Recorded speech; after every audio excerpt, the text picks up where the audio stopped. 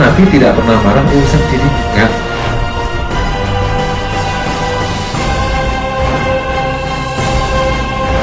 Wa wa rasulah faqad faza fawzan 'azima amma ba'd.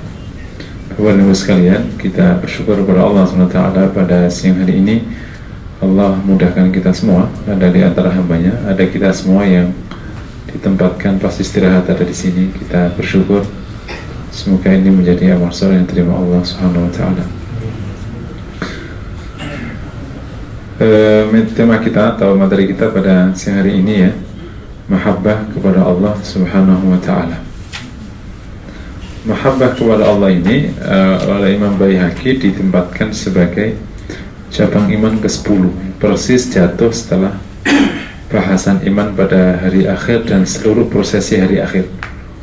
Jadi kalau dari lihat urutannya itu tampak betapa ini menempati persis setelah pokok ya. Kalau iman itu kan rukun, nah persis setelah pokok itu namanya mahabbah. Meskipun di bab mahabbah ini kalau orang tidak mencintai bukan berarti akhirnya murtad, karena di sini sesuatu yang sulit ukurannya. Tapi tampak sekali mahabbah ini menjadi energi untuk kesempurnaan iman. Ya, menggunakan analogi orang-orang biasa. Dorongan cinta itu kuat sekali hasilnya. Orang bertaruh nyawa karena cinta, waktu karena cinta, uang dihabiskan karena cinta. Suami ini mau dieksploitasi istrinya karena cinta. Kerja pagi siang sore 24 hari, duitnya disetorkan total ke istri karena cinta. Cinta itu betul-betul membuat orang menjadi segalanya, tergantung diarahkan kemana cinta. Nah, sepanjang sejarah urusan cinta ini, yang mendominasi bahasan cinta itu saya nyebutnya sebagai cinta level yang ketiga. Saya mengkategorikan cinta itu ada 3 level. Cinta paling tinggi, cinta yang berdasarkan belief, keimanan. Yang kedua cinta yang berdasarkan agama tapi dalam bentuk di bawahnya. Yang ketiga cinta syahwat. Yang bahasan cinta mulai dari lagu, syair, puisi, apapun bentuknya sepanjang sejarah bahasan cinta itu yang dominan sejarah cinta nomor ketiga, ya ini cinta syahwat. Pasti kalau ngomong cinta urusannya cinta kepada pasangan, atau lebih tepatnya kepada calon pasangan. Karena kalau pasangan suami istri tidak ada bahasan cinta lagi, yang ada itu malah memperkarakan. Kalau suami istri itu yang dilihat itu perkaranya, bukan cintanya. Kalau sebelum jadi istri baru itu cintanya yang didominasi. Sampai Khalil Gibran itu, Khalil Gibran mestinya itu ya namanya, dari orang Libanon. Itu kan seorang penyair dari timur yang dasar diterima di barat. Itu semuanya ketika ngomong cinta itu cinta manusia. Nah, ada bahasan cinta yang cukup tinggi di kalangan tasawuf. Itulah cinta yang mestinya yang harus dibahas. Oleh karena itu, kalau kita ngomong cinta hari-hari ini, di benak kita itu nggak terbayang gimana itu cinta pada Allah. Kita semua ngerasain. Itu mirip anak kecil yang belum umur, diajak ngomong cinta oleh kakaknya yang udah dewasa. Itu sama, nggak nyangkut juga. Bukan karena anak ini nggak pinter, enggak. Tapi memang belum cukup umur gitu. Karena selama hidupnya sampai umur 10 tahun itu nggak pernah ngerasain cinta, omong cinta, semua nggak dengar. Yang dia dengar ya mainan. Sama dengan kita sekarang, hari ini memahabbah kepada Allah itu boro-boro terbayang, apa sampai merasakan kan? Tapi ini kan bab besar ya, di mana sudah didoktrinkan oleh Quran, walladzina amanu asyaddu hubbalillah. Dan omongan ini sudah berulang kali kalau di pengajian. Cuma masalahnya itu letaknya di mana, dan gambarannya kayak itu yang mesti harus dirumuskan ulang. Dan kita memang harus sungguh-sungguh untuk mencapai posisi itu, karena kalau di ilmu hati kayak tulisan Al-Qayyim atau siapapun ya, termasuk ahli tasawuf, Ghazali dan lain sebagainya, itu mahabbah itu letaknya tinggi. Kenapa? Karena orang kalau sudah kemasukan mahabbah kepada Allah itu sudah tidak akan bicara selain Allah. Masuk zuhud itu kan, masuk zuhud. Dan itu sebenarnya sudah, kita nyebutnya sudah hampir 70 sukses hidup itu. Karena orang seperti itu udah nggak bisa digoda. nggak bisa digoda, nggak bisa diapa-apain, karena semua bentuk perintah Allah sudah pada posisi kenikmatan dirinya. Yang menjadi perkara orang mudah digoda itu kan kalau kewajiban ini itu belum nikmat, berat, ya kan? Suami istri nggak ada cinta, mudah kegoda nggak? Mudah. Istrinya marah dikit, kabur. Tetangganya senyum dikit, kabur. Gitu. Tapi kalau orang cinta, mau godaan 1000 kali, nggak bisa digoda. Ya kan? Banyak orang pakar rumah tangga ngomong kalau ada rumah tangga bermasalah itu, salah satu yang diincar utamanya itu bukan orang ketiga, itu adalah suami istri itu. Dia kokoh nggak hubungannya. Jadi pihak ketiga itu tidak pernah memperkarakan rumah tangga.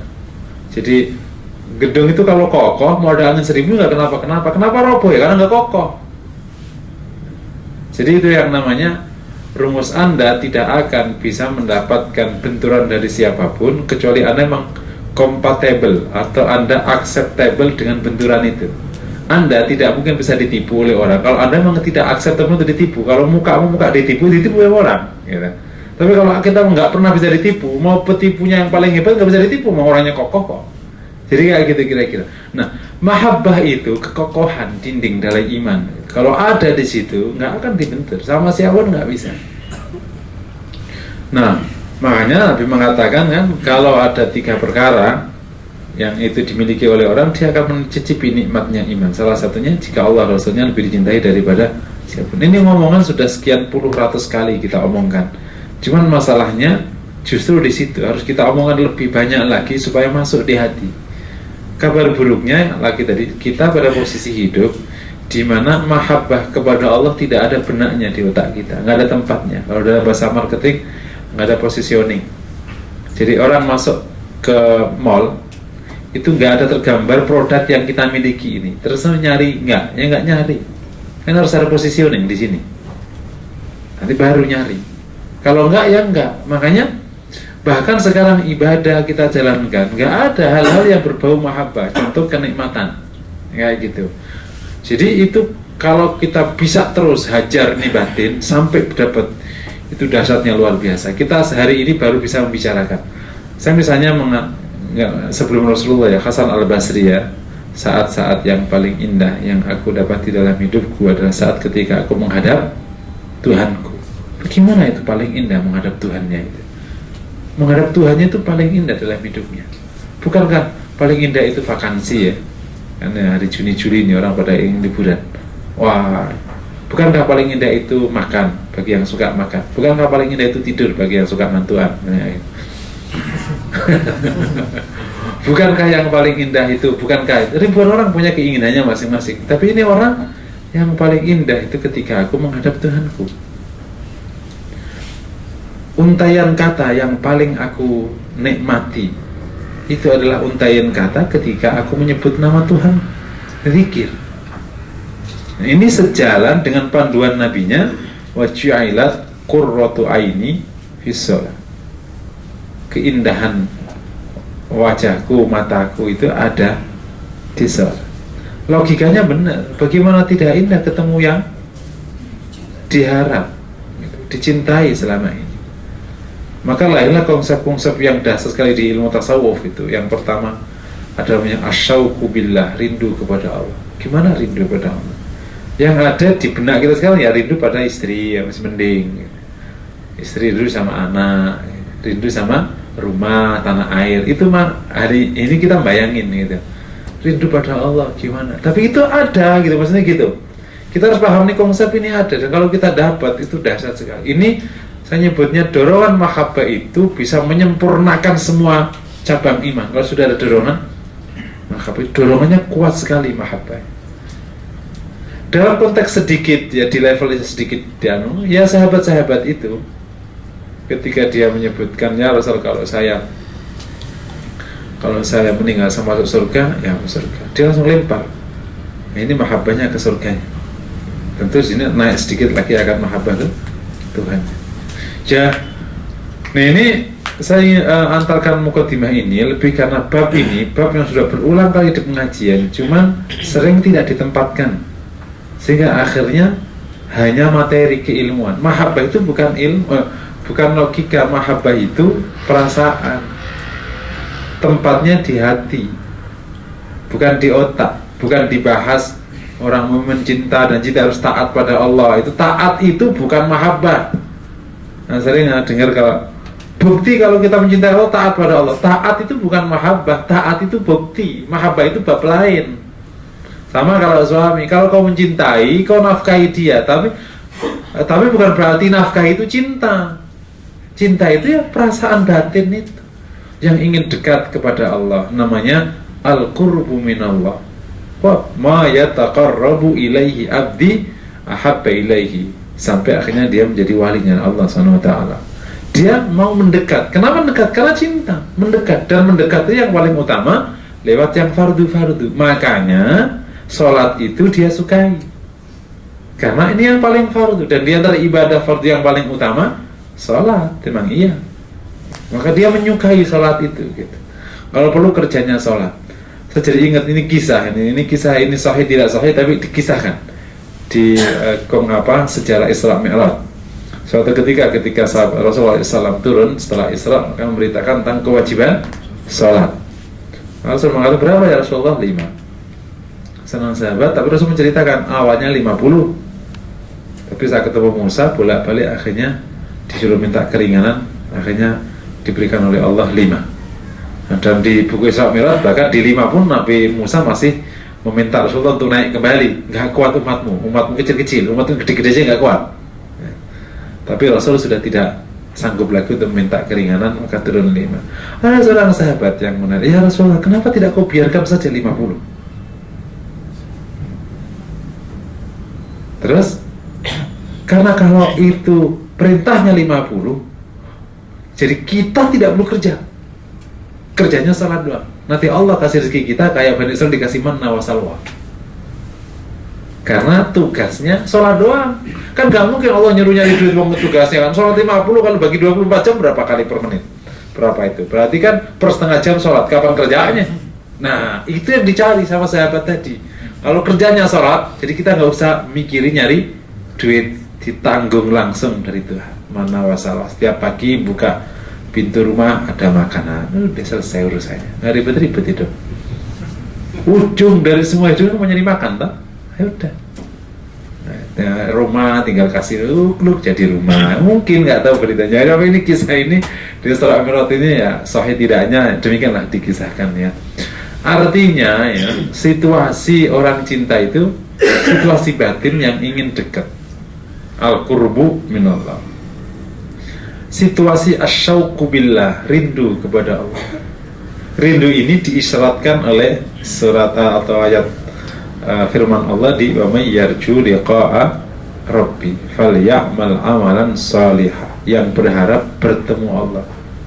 Itu kan kerinduan bertemu Allah, ingin bertemu Allah. Selama ini dia menyembah Tuhan yang ia percayai, ia maha esa, ia maha agung, ia tunduk padanya, ia habiskan hidupnya untuknya, tapi dia belum pernah melihatnya. Aku merindukannya.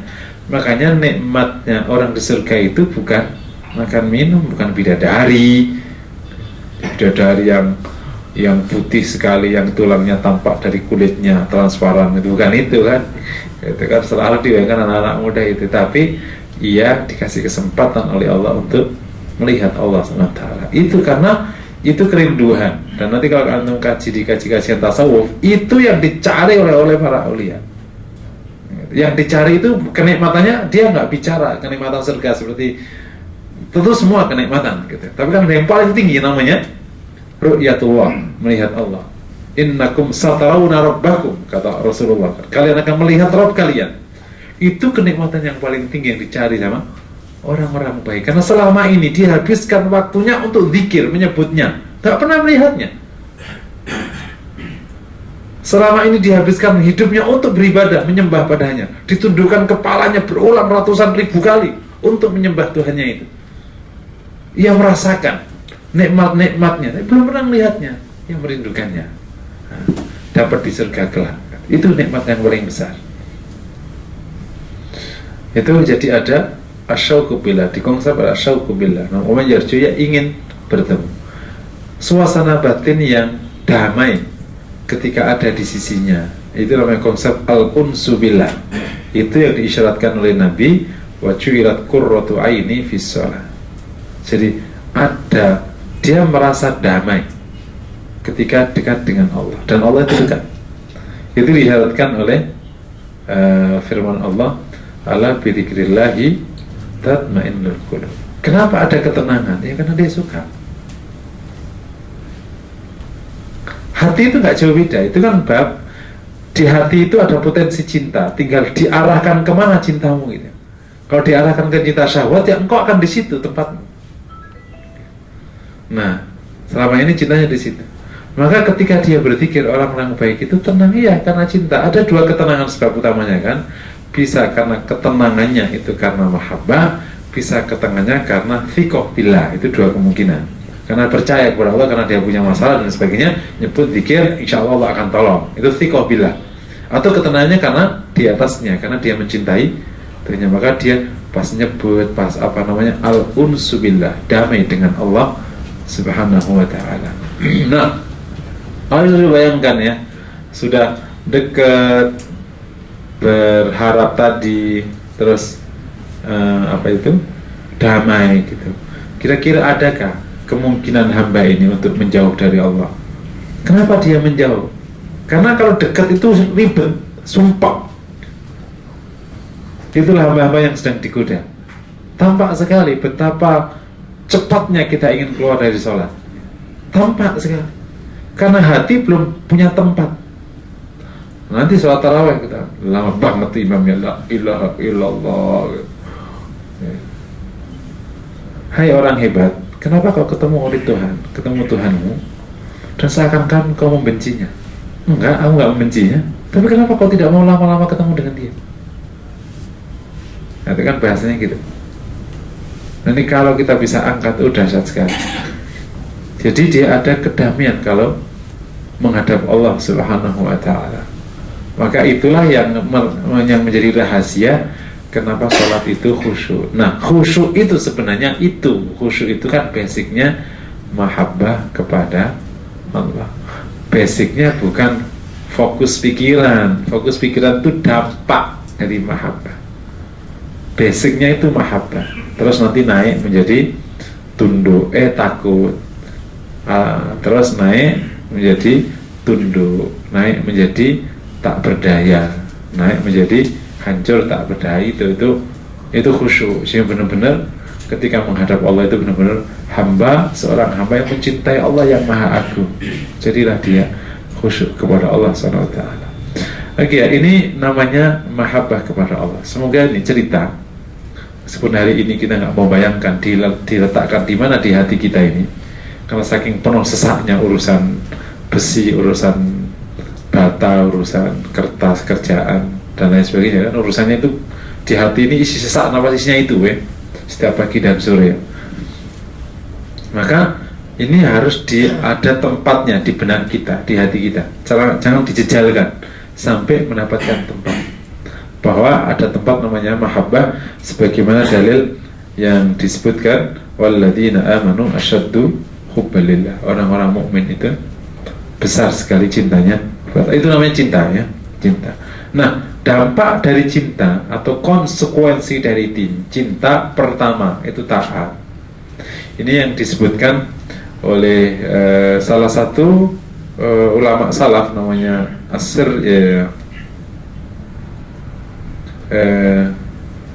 Abu Dujana. Dia mengatakan ta'sil ilaha wa anta tudhiru hubbahu hadha muhalun fil fi'ali badi'u law kana hubbuka sadiqan la ata'tahu innal muhibba liman ahabba muti'u. Kamu bermaksiat kepada Allah dan engkau menampakkan cinta padanya, itu mustahil, itu muhal.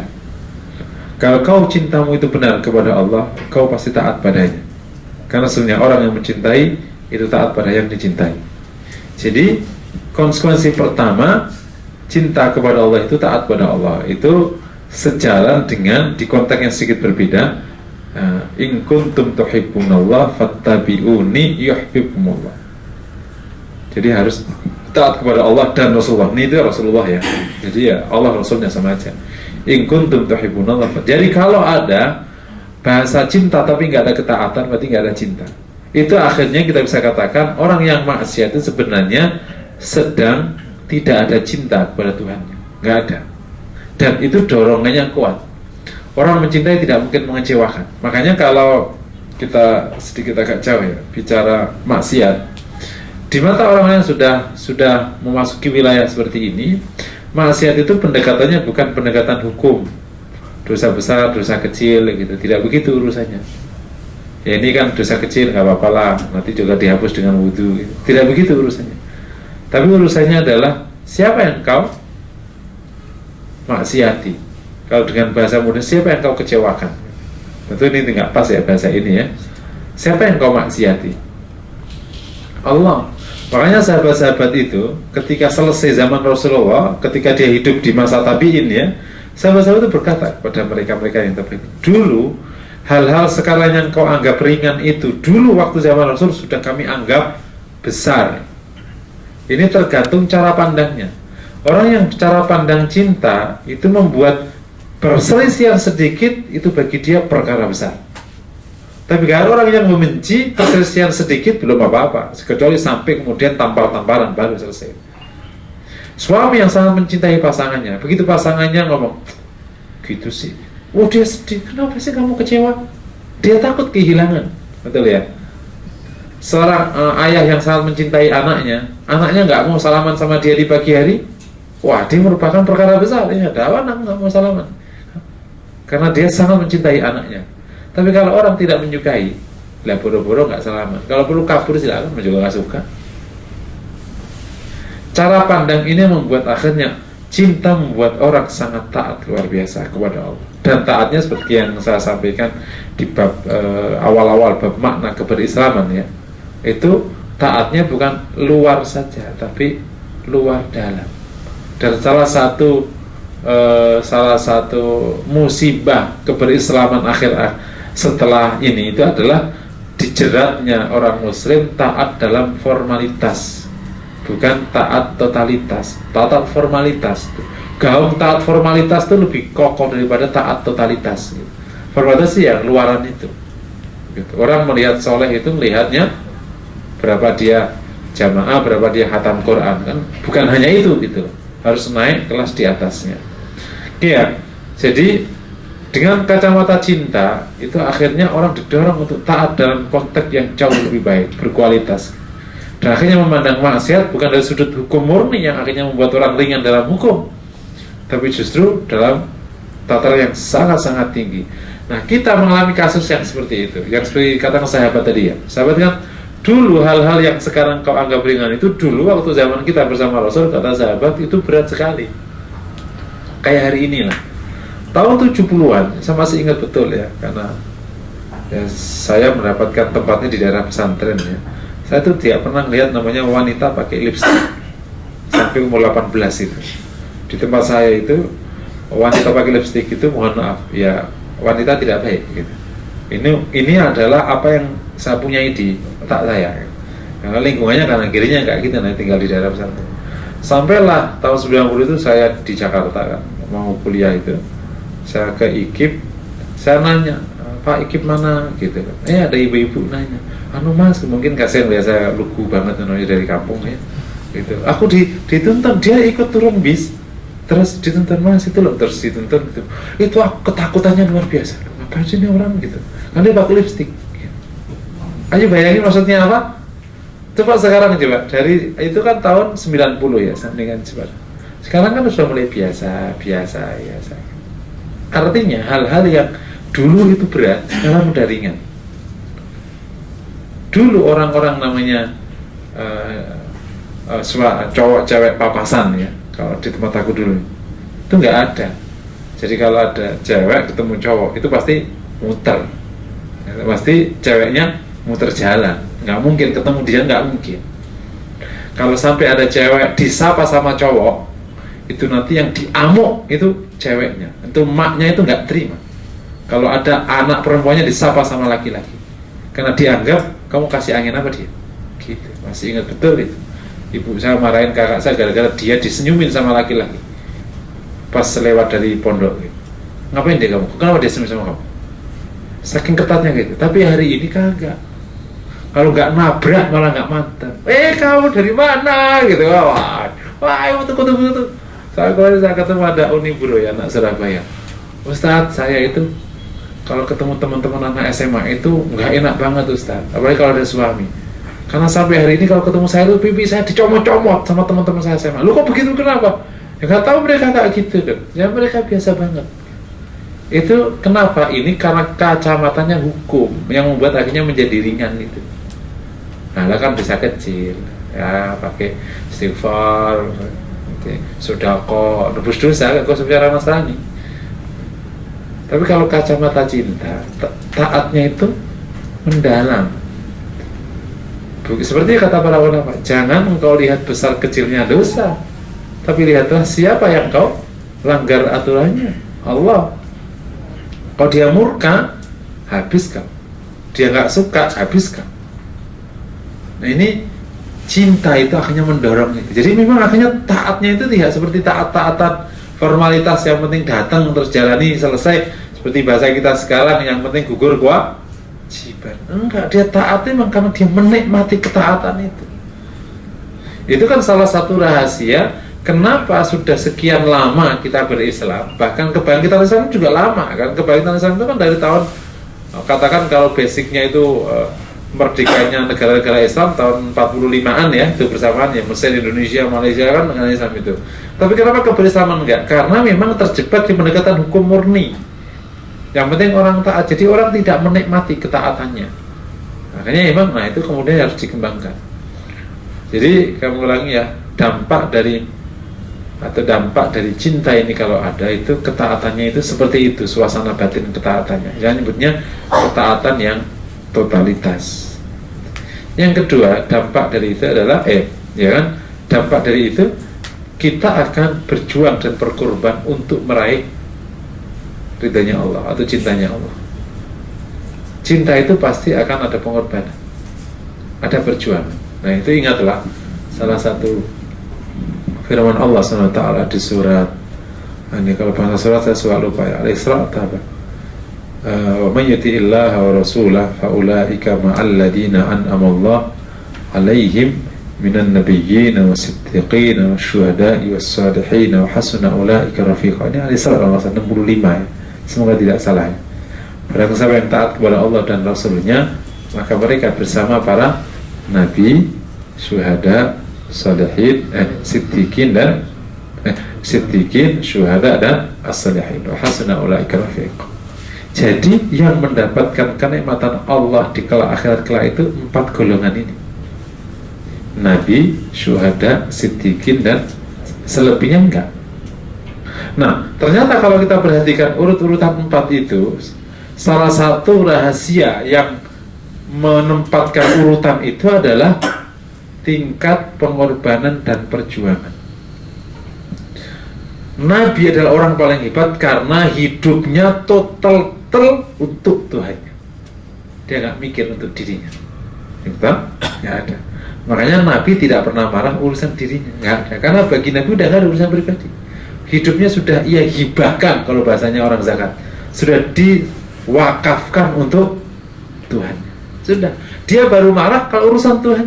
Kalau urusan pribadi enggak, sudah nggak ada kepentingan untuk dirinya. Nah kan berbalik total dengan sekarang. Hidupnya diwakafkan untuk dirinya. Dirinya baru dia care banget. Urusan Tuhannya lah gampang. Oke, itu ambian. Dan tingkat mewakafkannya ini, pengorbanannya ini, sudah habis total, nggak ada yang disisakan. Kira-kira kayak gitu. Yang kedua, syuhada. Syuhada itu kan orang yang telah mengorbankan hal yang paling mahal untuk Tuhannya. Hal yang paling mahal apa? Nyawa dikorbankan. Dapat nilai. Apa itu? Nabi Siddiqin dulu ya, Siddiqin. Itu orang yang telah mengorbankan semuanya. Mirip para anbiya, cuman levelnya di bawah para anbiya. Ya, orang yang telah disebut Siddiqin itu ya salah satunya bisa jadi Abu Bakar As-Siddiq. Persis namanya, As-Siddiq.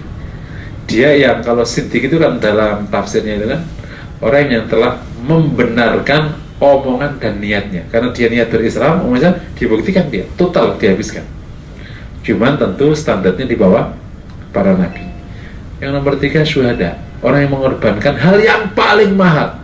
Tentu tidak akan sekomplit siddiqin. Siddiqin itu bisa jadi masuk dalam kategori syuhada, karena ya Umar itu syuhada dan siddiqin. Karena ya kalau dia mengorbankan semuanya termasuk nyawanya.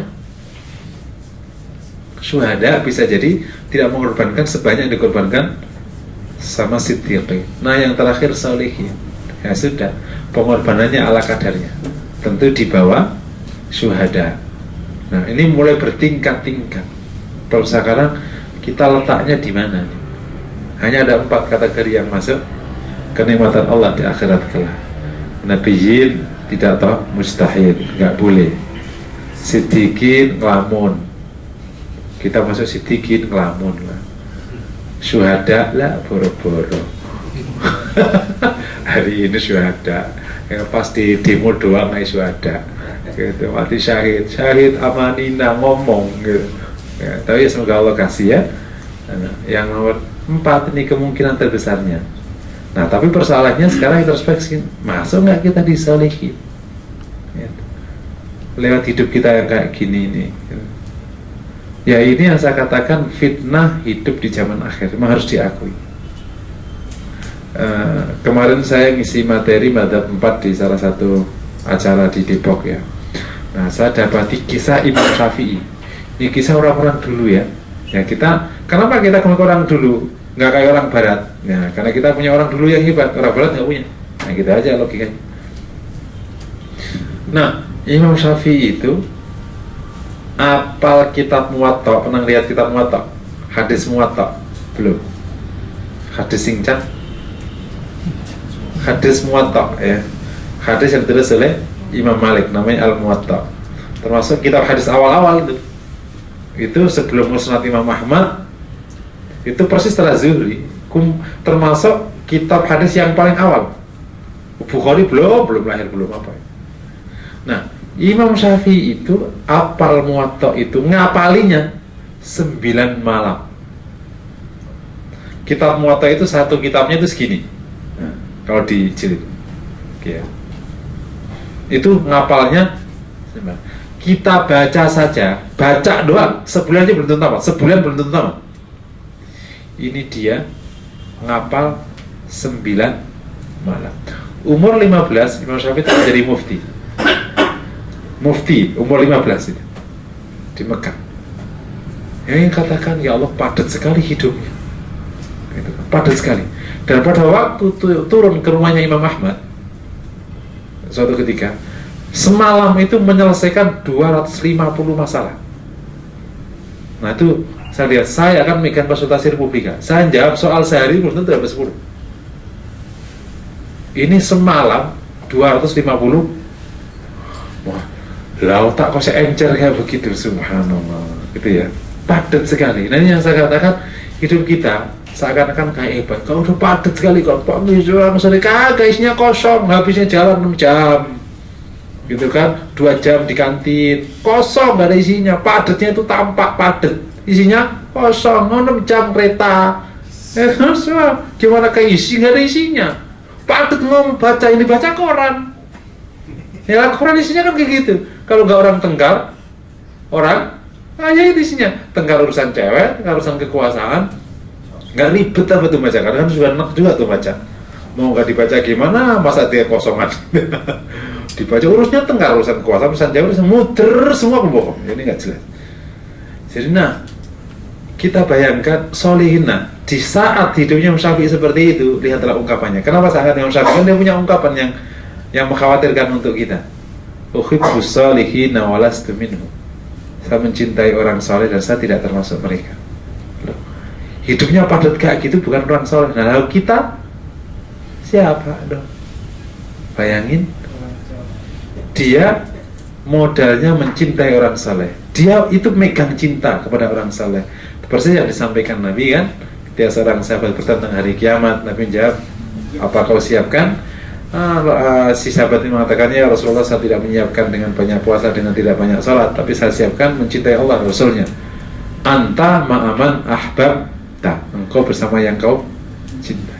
Jadi kalau kita bicara fakta hari ini, modal kita itu ya mencintai orang soleh. Karena orang soleh kan masuk surga.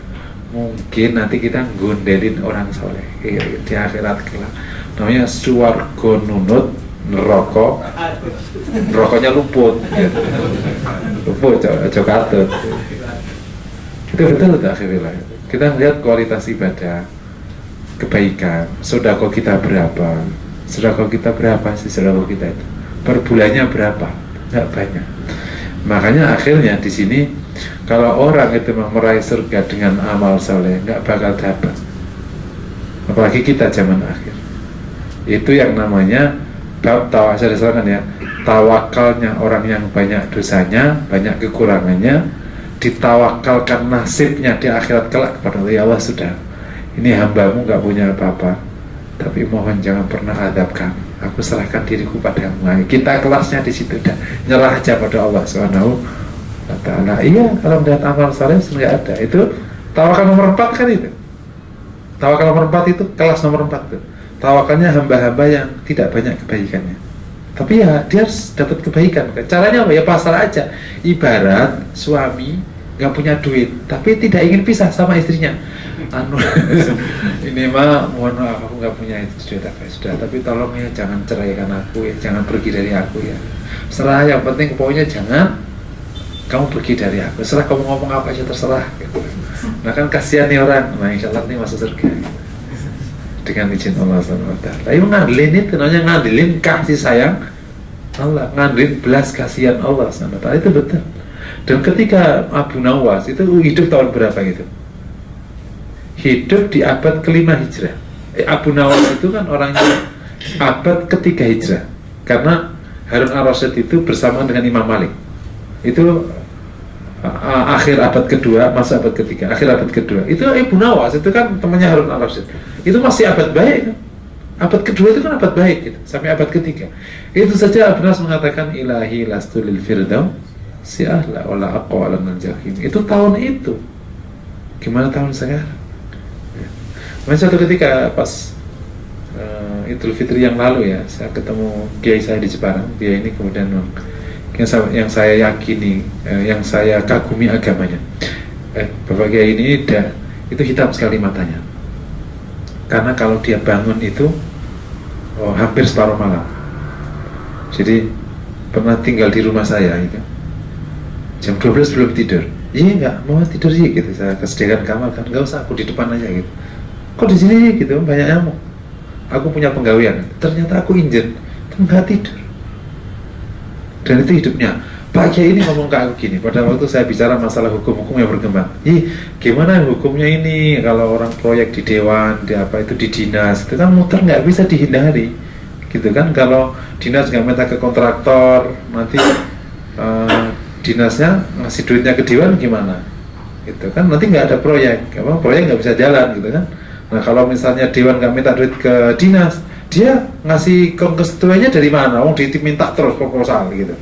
Terus gimana? Ya kata guru saya, ya kamu tahu kan hukum fikihnya, maksudnya kaidah-kaidah fikih. Iya kan itu ada kaidah fikih, madarat, masalah. Akhirnya lama-lama kan kita mengatakan boleh itu ya, madarat gitu, atau karena masyaqqah maka dibolehkan, gitu. Karena tidak mungkin bisa dihindari. Terus saya ngomong gini. Nah kalau kayak gitu cara pendekatannya kapan selesainya tuh perkara kayak gitu kan. Nah kalau misalnya kita para ulama mentolerir tuh tindakan, kemudian bahwa dinas boleh minta duit ke kontraktor, apa bedanya dengan yang dulu? Karena kan faktanya kan nggak bisa dihindari. Terus kapan selesainya urusannya? Jawabannya yang menarik, dia tidak menyelesaikan dengan cara hukum karena nggak ada gunanya.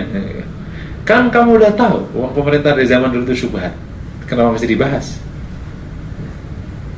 Nah, uang syubhat itu telah para ulama tetapkan uang pemerintah syubhat itu sejak zaman abad ke-2 Hijrah.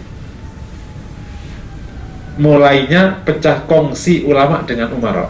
Kan ulama itu dulu kan satu kongsi ya. Waktu Rasul setelah wafat, maka yang memimpin kaum muslimin ulama yakni Abu Bakar. Orang yang paling alim di antara mereka yang memimpin. Standarnya kan kayak gitu. Karena dia mimpin kaum muslimin, maka dia orang yang harus paham urusan agamanya kaum muslimin. Maka ya dia ngimamin masjid, ngimamin khutbah Jumat, ngimamin pemerintah, jadi satu paket sampai ke zaman Ali. Nah setelah mulai pindah ke Yazid, Muawiyah masih. Pindah ke Yazid itu awal-awal pecah kongsi, karena Yazid bukan ulama, anaknya Muawiyah itu yang kemudian para ulama menyesalkan kenapa Yazid yang diangkat, karena ada yang lain yang lebih baik. Tapi ya sudah terjadi sejarah itu, Yazid diangkat sampai akhirnya terjadinya sistem kerajaan itu. Nah sejak itulah pecah kongsi. Jadi beberapa sahabat yang dulu masih mendukung lama-lama mulai menjauh, kayak Anas bin Malik mulai menjauh, Ibnu Umar menjauh. Itu kan ulama-ulama besar menjauh dari kesimpulan itu. Makanya sampai lahir hadis yang akan dikatakan dhaif atau maudhu, sinfani minal ulama minan nas idza saraha saluhan nas. Dua kelompok manusia kalau baiklah seluruh manusia, al ulama wal umara. Itu karena awalnya pecah kongsi. Nah saat pecah kongsi itulah kemudian para ulama menetapkan garis, duitnya pemerintah itu syubhat, karena tahu bagaimana sumbernya. Artinya waktu itu ketat sekali perkara harta itu, ketat para orang.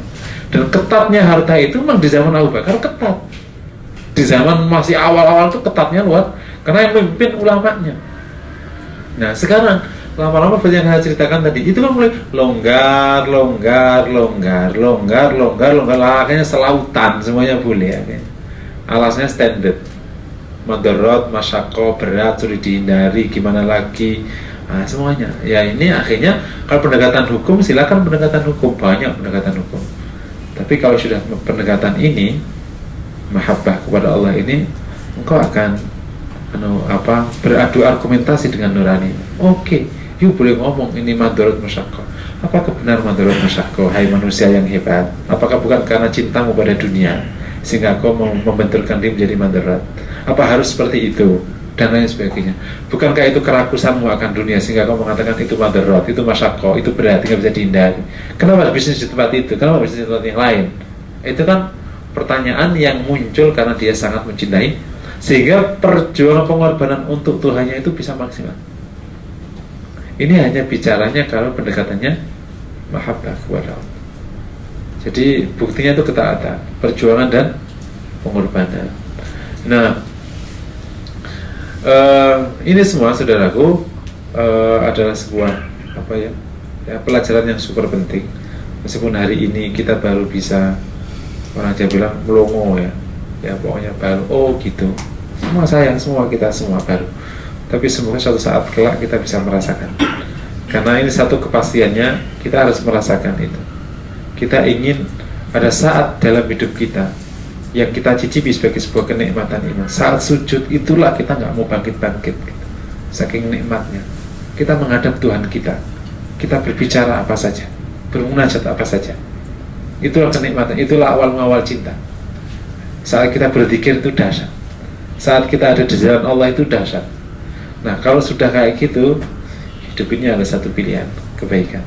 Dan semoga Allah berkahi kita semua. Demikian ya materi pada siang hari ini. Semoga menambah ilmu dan menginspirasi kita semua. Aku lupa lihat Rasulullah SAW. Assalamualaikum warahmatullahi wabarakatuh.